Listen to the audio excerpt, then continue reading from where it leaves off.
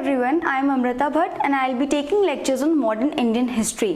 हमने last lecture में पढ़ा था कैसे कांग्रेस आई और कैसे वहाँ पे दो आइडियोलॉजीज इमर्ज हुई, which was moderates and extremist, दो विचारधारा वहाँ से इमर्ज हुई। आज का हमारा टॉपिक है पार्टीशन ऑफ बंगाल, बंगाल का विभाजन। तो बंगाल का विभाजन क्या था आइए देखते हैं। 16 अक्टूबर 1905 में ये पार्टीशन हुआ था। उस टाइम पे वाइसरॉय कौन थे? Lord Curzon. इनका टाइम पीरियड आप नोट कर सकते हैं 1899 टू 1905। लॉर्ड कर्जन उस टाइम पे वाइसरॉय थे और 1905 पे बंगाल का पार्टीशन हो चुका था। तो पार्टीशन क्यों हुआ था बंगाल में? वो इतने टाइम से जब उन्होंने अपना जो पॉलिटिकल स्टार्टअप है वहीं से करा था, तो ऐसी क्या जरूरत पड़ी कि उन्होंने सोचा बंगाल को डिवाइड करते हैं। सो एडमिनिस्ट्रेशन सबसे बड़ा कारण था। 1765 पे आपने देखा है कि जो बंगाल था वो सिर्फ आज का बंगाल नहीं था। उस टाइम पे बंगाल, बिहार और उड़ीसा, वो तीनों को मिलाकर पूरा बंगाल बन रहा था। आपने जो ट्रीटी पढ़ी है, हमने जो कुछ लेक्चर्स में ट्रीटीज देखी थी, उस ट्रीटीज में मैंने आपको बताया है कि ट्रीटी सिर्फ बंगाल के लिए साइन नहीं हुई थी, उसमें बिहार और उड़ीसा भी शामिल थे। जो ये अब आप खुद देख सकते हैं, बंगाल खुद में ही इतना बड़ा है, आज के डेट में बंगाल बड़ा है, तो उसमें आप बिहार भी जोड़ दोगे और उड़ीसा भी जोड़ दोगे तो कितना बड़ा एरिया आ जाएगा। उन्होंने सोचा अब रीऑर्गेनाइजेशन की जरूरत है। ये एडमिनिस्ट्रेशन हम जो यहाँ पे अपना पॉलिटिकली काम कर रहे हैं, पॉलिटिकली हो, इकोनॉमिकली हो, इतनी बड़ी जमीन को संभालना उनके लिए बहुत प्रॉब्लमैटिक हो रहा था, उनको बहुत वो परेशानी दे रहा था। तो उन्होंने सोचा चलो अब इसको थोड़ा अपने अकॉर्डिंग, अपने तरीके से इसको थोड़ा सही करते हैं, अपनी ज्योग्राफिकल बाउंड्रीज बनाते हैं और उसको डिवाइड करते हैं। साथ ही साथ उस टाइम पे एरिया क्या था? 1,89,000 स्क्वायर माइल्स। और 1903 तक आते आते पॉपुलेशन बढ़ गई, विच वॉज 78.50 मिलियन। अब आप सोचिए इतने एरिया में 78.5 मिलियन पॉपुलेशन कितनी होगी, आबादी कितनी है और जगह कैसी है। इसी के साथ साथ ईस्टर्न बंगाल, जो ईस्टर्न बंगाल था वो भी थोड़ा नेग्लिजेंस में आ रहा था। क्यों? वो थोड़ा अनदेखा हो रहा था कम्युनिकेशन की वजह से, क्योंकि अब वो थोड़ा दूर पड़ रहा था, तो पुअर कम्युनिकेशन की बहुत प्रॉब्लम हो रही थी, जिसकी वजह से एडमिनिस्ट्रेशन बहुत इफेक्ट हो रहा था। साथ ही साथ फेमाइन, हमने देखा था फेमाइन हुए थे 70s में, और उसके बाद तो ये भी थोड़ा बैकवर्ड कर रहा था चीज़ों को, और उनको फेमाइन को आपको संभालते संभालते जहाँ पे एकदम से ज़मीन जहाँ उपजाऊ थी वो एकदम ख़राब हो गई है, उसमें फिर से उपजाऊ ज़मीन को बनाते बनाते भी टाइम लग जाता है और उसमें उतनी मेहनत और देखरेख चाहिए, तो देखरेख के लिए उनको बहुत प्रॉब्लम हो रही थी। थर्डली लिंग्विस्टिक, अब बंगाल, बिहार, उड़ीसा तीनों की लैंग्वेजेस अलग है, तो उनको लगा ओके लैंग्वेजेस अलग है, लोग कैसे मिक्स हो रखे, तो हम थोड़ा सही से इसको एक सिलेक्टेड लिंग्विस्टिक डिफरेंसेस में इसको डिवाइड कर देते हैं। बट उन्होंने बहुत स्मार्टली ये चीज़ करी, उन्होंने बोला हम जो ये डिवीजन कर रहे हैं हम ज्योग्राफिकली कर रहे हैं, हम अपने एडमिनिस्ट्रेशन के लिए कर रहे हैं। बट यहाँ पे उन्होंने अपनी डिवाइड एंड रूल पॉलिसी अपनाई। डिवाइड एंड रूल पॉलिसी क्यों अपनाई? क्योंकि यही एक माध्यम था उनके लिए बंगाल जैसे बड़े राज्य को तोड़ने का, क्योंकि अब राज्य जब बड़ा होगा तो वहाँ पे जो लोग हैं वो भी यूनाइटेड होंगे। और वो देख रहे थे जिस तरीके से नेशनलिज्म आ रहा था, अपने देश के लिए जो प्यार उभर रहा था, वो बंगाल के जो कुछ एजुकेशनलिस्ट लोग थे, इंटेलेक्चुअल लोग थे, उनके बीच में उभर रहा था।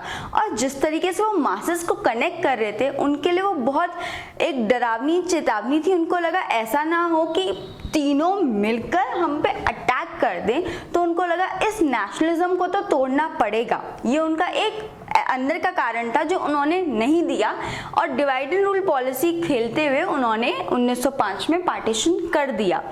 बट अब इन चीज़ों से क्या हुआ, जो नेशनलिस्ट थे वो हर्ट हुए। उनको लगा जो बंगाल का नेशनलिज्म है, जो बंगाल के लिए हमारा प्यार है, उस प्यार को उनको लगा कि अब हमें प्रॉब्लम हो रही है, आप हमारे देश को या हमारी राज्य को कैसे तोड़ रहे हो, उनको यहाँ प्रॉब्लम होने लगी। हमने अब दो आइडियोलॉजीज के बारे में पढ़ा था। मॉडरेट्स ने अपने 3 P's इस्तेमाल करे, which was prayer, petition and protest. उन्होंने बोला भाई हम पिटिशन दे रहे हैं, आप प्लीज मत करो, विभाजन मत करो।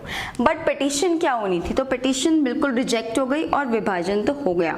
सो जो मॉडरेट से वो काम नहीं आए, बट अब नाउ एक्सट्रीमिस्ट ने क्या किया, उनका थोड़ा सोच विचारधारणा थोड़ी अलग थी, तो उन्होंने बोला स्वदेशी और बॉयकॉट करेंगे। तो आप अब पहली बार देख रहे हैं कि स्वदेशी और बॉयकॉट प्रैक्टिकली कैसे आए हैं, राइट।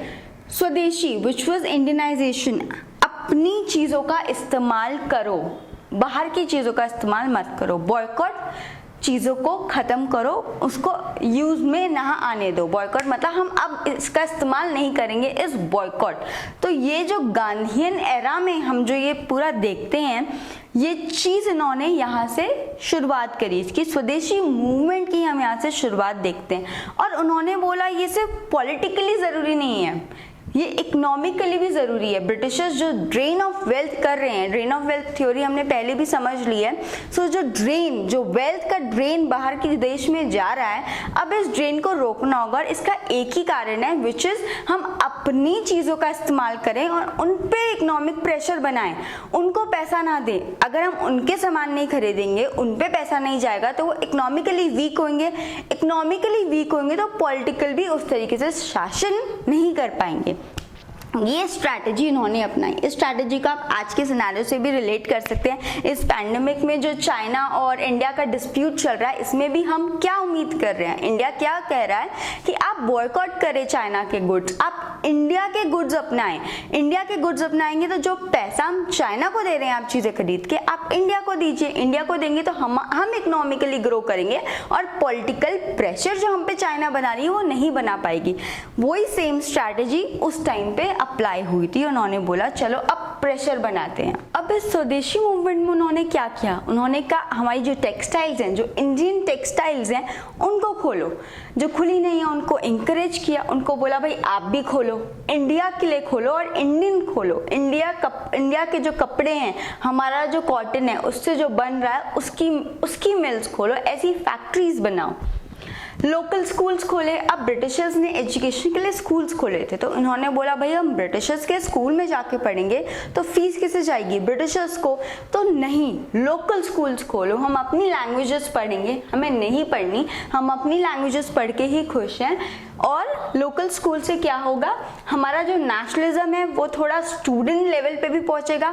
मोर ओवर इसके साथ क्या होगा कि जो हमारी एजुकेशन है या फिर जो लोकल स्कूल से जो इंडिया का जो थॉट प्रोसेस है वो और अच्छी तरीके से उभरेगा। सो आर.एन. टैगोर ने विश्व भारती इस टाइम पे खोला था शांति निकेतन में। Now solve local dispute. अब पंचायत के साथ जो डिस्प्यूट्स थे उनको भी सॉल्व करो। तो ये क्यों सॉल्व करने को बोला, यूनिटी के लिए। उनको लगा यूनिटी बहुत ज़रूरी है, जो हमने देखा ही है, अगर सब साथ मिलके काम करेंगे तो काम ज़्यादा आसान होता है रात दिन वही काम अलग अलग करने में। तो उन्होंने बोला भाई हमारे लोगों के साथ अगर हम भेदभाव करेंगे या फिर बात नहीं करेंगे या झगड़ा करेंगे तो हमारे लिए स्वदेशी करना उतने बड़े लेवल पे थोड़ा डिफिकल्ट हो जाएगा। क्योंकि मैं अगर स्वदेशी कर रही हूँ और मेरी आपसे झड़प हो रखी है और मैं आपको बोल रही हूँ करिए, तो आप करेंगे नहीं, क्योंकि आप मुझसे बात ही नहीं करते, आप मुझे पसंद नहीं करते, तो आप वो चीज़ क्यों करेंगे जो मैं आपको करने को बोल रही हूँ। तो वो जो मतभेद था उन्होंने बोला भाई इसको आप खत्म करो, आप मेरे हो, मैं, चलो भाईचारा बढ़ाते हैं और अब इसको खत्म करके यूनिटी की शुरुआत करते हैं और साथ में मिलकर स्वदेशी मूवमेंट में पार्टिसिपेशन दिखाते हैं। नाउ इसके साथ साथ हम एक न्यू कल्चर इमर्ज होता हुआ भी देख रहे हैं। अब हमने देखा उन्होंने हमेशा से न्यूज़पेपर्स का बहुत सहारा लिया है अपनी बातों को और अच्छी तरीके से दर्शाने का और लोगों तक पहुंचने का। इस टाइम पे हम एक देखते हैं नई पोएट्री इमर्ज होकर आ रही है, विच वाज वंदे भारत। हम वंदे मातरम जो गाते हैं वो थोड़ा यहीं से इवॉल्व होकर आया है। वंदे भारत, भारत के जो हम बंदे हैं, लाइक हम जो लोग हैं हमारे देश के, विच वाज भारत, तो भारत के बंदे, तो वंदे भारत वहां से इमर्ज होकर आया कि हम लोग एक यूनिटी के लिए होता है ना। आप अगर मुझे आपको कनेक्ट करना है तो सबसे आसान माध्यम और सबसे जो बहुत इम्प्रेसिव माध्यम होता है वो म्यूजिक ही होता है। म्यूजिक हो गया, स्लोगन हो गए, या एक होता है ना ग्रुप का नाम लिख देते हैं, आप मेरे दोस्तों में आपके तीसरा भी एक हमारा दोस्त है, हम अपने ग्रुप का एक नाम लिख देंगे, एक हमें यूनिटी फॉर्म करने के लिए कि ये हमारा ग्रुप है। वैसे इन्होंने वंदे भारत की शुरुआत करी। नाउ उस टाइम पे कौन कौन से नेशनलिस्ट आए? लाल, बाल, पाल उस टाइम पे बहुत इमर्ज हुए। Lala Lajpat Rai from Lal, Bal was Keshav Gangadhar Tilak and Pal से बिपिन चंद्र पाल। तो ये तीन नेशनलिस्ट बहुत इंपॉर्टेंट नेशनलिस्ट हैं जिन्होंने एक्सट्रीमिस्ट के थॉट को, आइडियोलॉजी को काफ़ी आगे तक ले गए और उसको काफ़ी नॉन वायलेंट फॉर्म से काम करते चले गए। अब जो मैंने बताया यूनिटी हो गई, लोकल स्कूल हो गए, इससे क्या हुआ, जो मूवमेंट था जो हम देख रहे हैं ये मूवमेंट पहले भी हुआ था।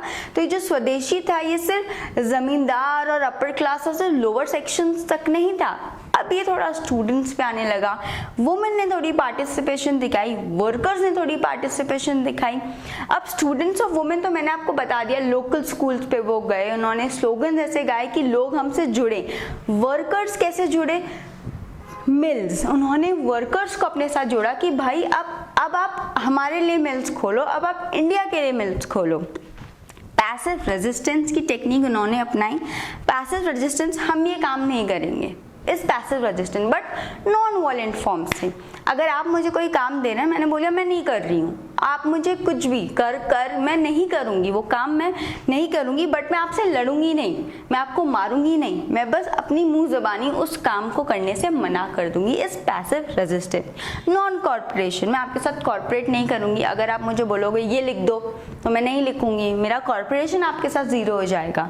देन इंडियन इंडस्ट्रीज़ को बूस्ट करते हैं और उनको जितना हम इंकरेज करेंगे उनके लिए हम और कितना काम कर सकते हैं, उनको जो हमारी ज़रूरत है हम उनके साथ वो ज़रूरतें पहुंचा सकें, इस बूस्टिंग इंडियन इंडस्ट्री। अब ये जो पूरा स्वदेशी मूवमेंट था ये 1908 तक चला था। साथ में आते आते सूरत स्प्लिट हो चुका था, विच वाज कांग्रेस हमारी डिवाइड हो चुकी थी, जिसकी वजह से स्वदेशी खत्म हुआ। वो हम आगे के लेक्चर में पढ़ेंगे। बट इस मूवमेंट का ड्रॉबैक क्या था? मुस्लिम्स। अब आप देख रहे हैं पार्टीशन तो हो चुका है, तो पार्टीशन कम्युनल बेसिस पे हुआ था, विच वॉज नॉट शोन तो क्या था कि भाई एडमिनिस्ट्रेटिवली हम जोग्राफिकली डिवाइड कर रहे हैं, बट कम्युनिटी को डिवाइड करना ही उनका इंटेंशन था। सो मुस्लिम्स यहाँ अब अलग हो चुके थे, मुस्लिम्स का पार्टिसिपेशन नहीं था स्वदेशी में। एक कम्युनल डिवाइड हम यहाँ पे देखते हैं और बहुत बड़ी बात है मुस्लिम्स का पार्टिसिपेशन ऐसी एक चीज में ना होना। क्यों? क्योंकि जहाँ एक हिंदू से जो भारत था वो सिर्फ हिंदूज के लिए नहीं था, वहाँ मुस्लिम्स भी काफी मेजॉरिटी में थे। सो कम्युनल डिवाइड हुआ, जिसकी वजह से हम ऑल इंडिया मुस्लिम लीग की फॉर्मेशन 1906 में देखते हैं। सो अब हम नेक्स्ट लेक्चर में डिस्कस करेंगे कि मुस्लिम लीग कैसे हुआ, सूरत स्प्लिट क्या हुआ और ये जो स्वदेशी मूवमेंट चल आ रहा था ये कैसे खत्म हो गया। तो अगर आपको कोई भी प्रॉब्लम हो इस लेक्चर में आप कमेंट बॉक्स में लिख सकते हैं, so that we can discuss. हम एक लेक्चर ले लेंगे जहाँ पे आपकी अभी तक मैंने आपको जितने भी लेक्चर्स में जो समझाया आप अपनी प्रॉब्लम्स बताएं तो मैं उसको एक डिस्कशन क्लास में ले लूंगी। Thank you. Thanks for watching the video. If you found this video helpful, press the like button, subscribe to our channel and ring that bell icon so that you can get notified every time we upload a new lesson.